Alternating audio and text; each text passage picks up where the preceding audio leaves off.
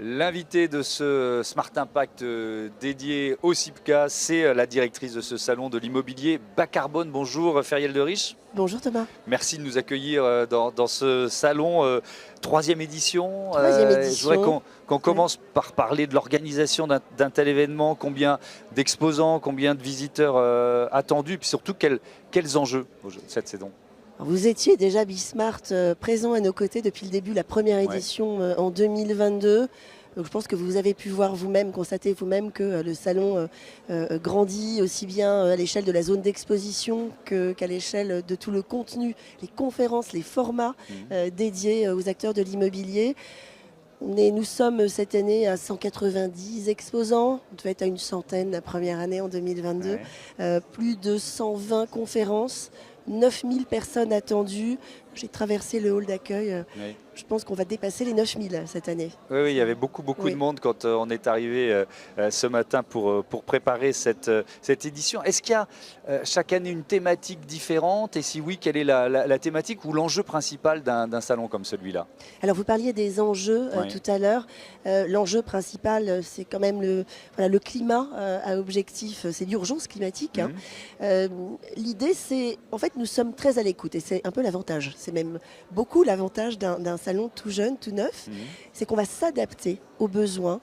On peut créer, donc chaque année, oui, on crée de nouveaux formats dédiés aux investisseurs, aux directeurs immobiliers, aux groupes hôteliers aussi cette année, à la fois à l'occupant, à la fois aux propriétaires d'actifs et au territoire. Voilà, on écoute leurs besoins, on les met en avant, ils viennent ici, ils sont présents au travers de sommets pour trouver toutes les solutions. On a même, hier je croisais la chargée du plan climat qui sera lancé l'an prochain en Guyane.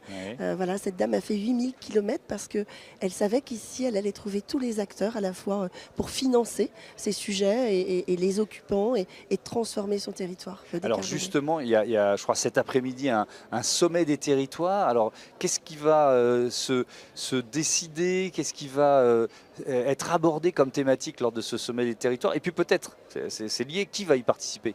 Alors, qui participe? Des élus à l'échelle nationale. Hier, nous étions à une échelle territoriale du Grand Paris et de la région Île-de-France. Nous n'avons pas les mêmes problématiques, les mêmes sujets, les mêmes sujets même de foncier entre le Grand Paris, la région Île-de-France et le reste de la France. Donc, nous aurons des élus sur une première table ronde à toute taille, à toute dimension de territoire. On aura, je le dis, le maire de Bois-Guillaume, qui est une petite commune en Normandie. Nous aurons également avec nous voilà, des aménageurs, regards croisés entre l'EPA Bordeaux-Euratlantique, l'EPA Grand Paris Aménagement et le PA Euroméditerranée pour Marseille. Il y a quoi? Il y a des enjeux législatifs, par exemple, qui seront abordés? Aussi. Alors, en première table ronde, on va plutôt partager des succès.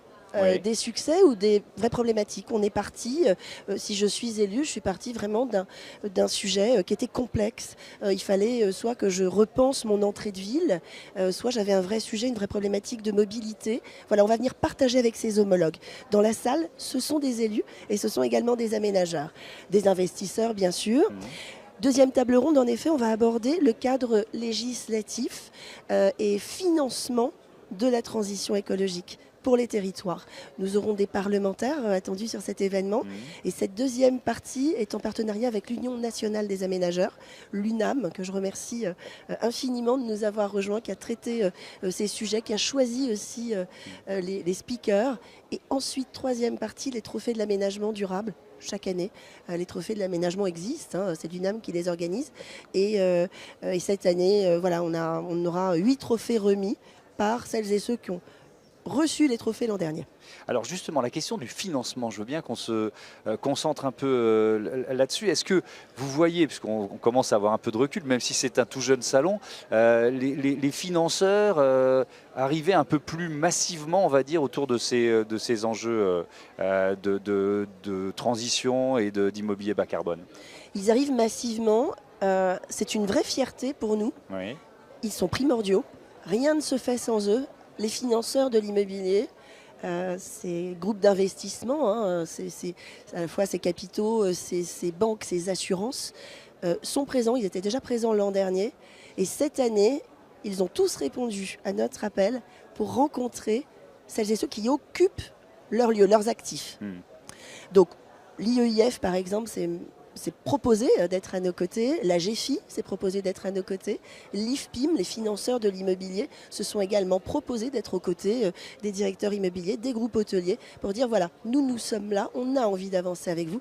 Et puis, un élément qui est quand même le plus important, je pense, et le plus révélateur, la Banque des Territoires est le premier partenaire du CIPCA. On connaît la Banque des Territoires, groupe Caisse des dépôts, comme financeur des territoires, la Banque des Territoires, comme son nom l'indique, mais ils sont également prêteurs et ils investissent aux côtés de tous les acteurs qui sont présents sur ce salon. Et alors justement, ça m'amène à la question suivante sur l'effort. Qui doit fournir l'effort principal? D'où ça part? Ça part d'abord, si on veut lancer une campagne massive de rénovation des logements, parce que c'est quand même aussi ça cet enjeu du changement climatique et de l'immobilier durable.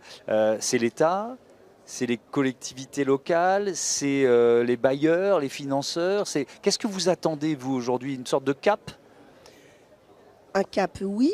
Une urgence et une nécessité aussi à laquelle il faut répondre. Vous avez raison, le logement est essentiel. Les bailleurs sociaux sont présents cette année. On a la caisse, la CDC Habitat, on a Action Logement qui est également exposant. Leur parc immobilier est énorme, il faut absolument le rénover. Passoires énergétiques, des choses. Donc, je ne peux pas dire que ce soit à leur échelle, que ce soit difficile, ils ont besoin d'aide. L'aide est là, l'envie également des territoires et des élus. La Banque des Territoires, j'en parlais tout à l'heure et elle le citait hier à l'occasion d'une conférence. La Banque des Territoires aide aussi les élus à analyser leurs actifs et les bailleurs sociaux également. Ils analysent des actifs aujourd'hui avec des outils, des méthodes pour générer des prêts derrière pour financer toute cette rénovation qui est absolument essentielle.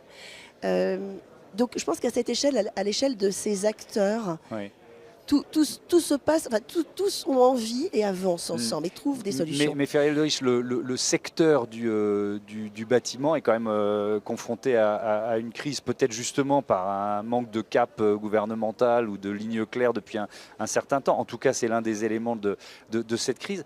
Est-ce que dans une période comme celle-là, les enjeux environnementaux, ils ne passent pas un petit peu au second plan? Vous voyez ce que je veux dire? J'espère que non. On vient d'apprendre la nomination, la nouvelle ministre de la Transition écologique, tout récemment. Nous l'avons conviée. Bon, je pense qu'elle doit avoir un agenda bien chargé. Ministre du Logement également. Pour répondre à votre question et sans entrer dans le jugement d'un gouvernement plus impliqué qu'un autre, ce qui est évident, c'est que c'est à cette échelle qu'on doit simplifier les choses. La simplification, elle est là, la simplification administrative. En France, c'est lourd, c'est long. Et puis les acteurs sont dans une instabilité à cette échelle, on ne sait pas. Vous le ressentez ici, dans les allées du salon? Bien sûr. On le ressent beaucoup à l'échelle de la promotion immobilière. Comment faire? Dans quelle typologie de logement se lancer aujourd'hui? Est-ce que, je ne sais pas, les prêts à taux zéro? Est-ce que c'est tout ça aussi qui... Il y a beaucoup d'innovation. Moi, j'avais été frappé par ça la dernière fois que je suis venu au CIPCA. On voit que la recherche et développement des entreprises, elle turbine vraiment à fond. Est-ce qu'il y a des innovations qui vous marquent plus que d'autres? On va en découvrir quelques-unes dans cette émission. Et est-ce que peut-être je peux vous poser une question un peu plus générale? Est-ce qu'un salon comme le CIPCA, c'est aussi un salon de partage des bonnes pratiques, des bonnes idées? Est-ce que ça sert, j'allais presque dire, d'abord à ça? Alors, vous l'avez très bien compris, c'est un salon d'échange et de bonnes pratiques. Il y règne une atmosphère où tout le monde se rencontre et essaie de trouver des solutions.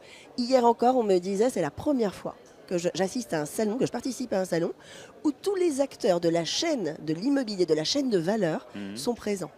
De la maîtrise d'ouvrage public à la maîtrise d'ouvrage privé, donc territoire, promoteur, la construction est là, les industriels, les solutions, les architectes, on a vraiment toute la chaîne de valeur et on ne peut pas faire autrement. Donc c'est assez magique ce qui se passe, on vient signer avec une solution sur ce salon, ça oui, et puis après pour mes coups de cœur peut-être... en termes de solutions, alors il y en a plein, puis c'est aussi la raison pour laquelle nous avons lancé cette année les pépites du CIPCA. J'avais très envie de le faire en fait parce que Je pense aussi qu'on doit être un salon précurseur. On se doit de repérer les talents. Par ailleurs, on a un après-midi talent pour l'emploi, mercredi, demain après-midi. Mais on se doit de les repérer. Alors voilà, j'ai passé un peu de temps, mais j'ai sélectionné des pépites qui viendront pitcher avec des parrains et des marraines. Je leur ai dit, vous venez, mais si vous avez des parrains qui sont connus, qui sont de vrais référents dans le secteur de l'immobilier ou de la construction. Merci beaucoup Feriel de Riche et bon CIPCA, bon salon de l'immobilier bas carbone. On passe à notre débat, on va découvrir justement des innovations, des matériaux de construction innovants et durables.